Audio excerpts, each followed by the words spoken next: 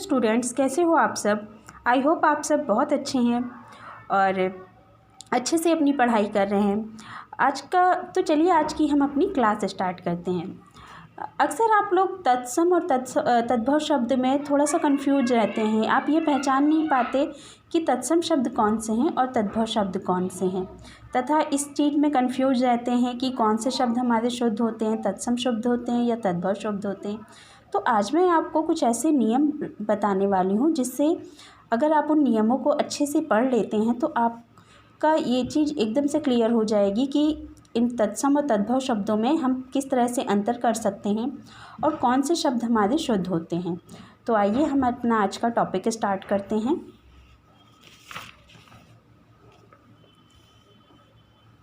सबसे पहले है तत्सम। तो सबसे पहले हमें ये जान लेना चाहिए कि तत्सम और तद्भव ये शब्द होते कैसे हैं।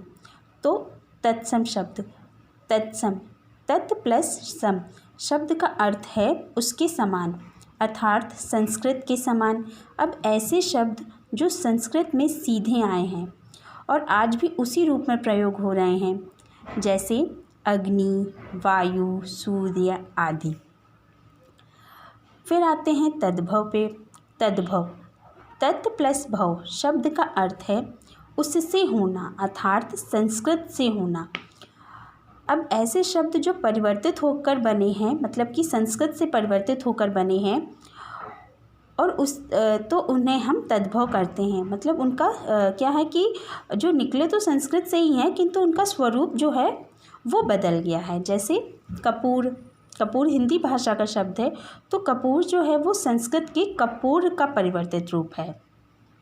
हाथ, हाथ संस्कृत के हस्त का परिवर्तित रूप है।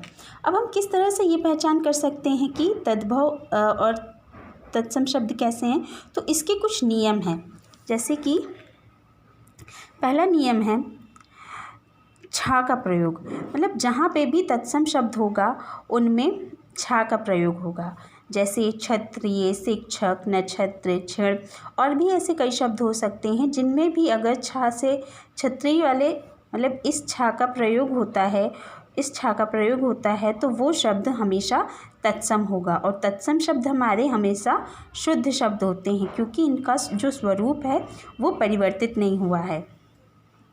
फिर हमारा जो दूसरा नियम है वो है प्राय तत्सम शब्दों में वा वर्ण तद्भव में बा हो जाता है। अब जहाँ पे भी तत्सम में वा होगा वो तद्भव शब्द बनाने पर बा हो जाएगा। जैसे वर्षा, वर्षा को जब हम तद्भव बनाएंगे तब वह बरसात हो जाएगा। वक, वक का तद्भव बगुला हो जाएगा। फिर आते हैं नियम नंबर 3 पे।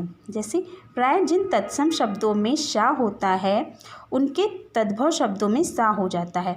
अभी जिस प्रकार से तत्सम में वा का तद्भव में बा हो जाता है, उसी प्रकार से जहाँ पर भी तत्सम शब्दों में शा होता है तो जब हम उसका स्वरूप परिवर्तित करके उसे तद्भव में बदलते हैं तब वहाँ पर सा हो जाता है। जैसे शाक का तद्भव हो जाता है साग, शुक का तद्भव क्या हो जाता है सुआ।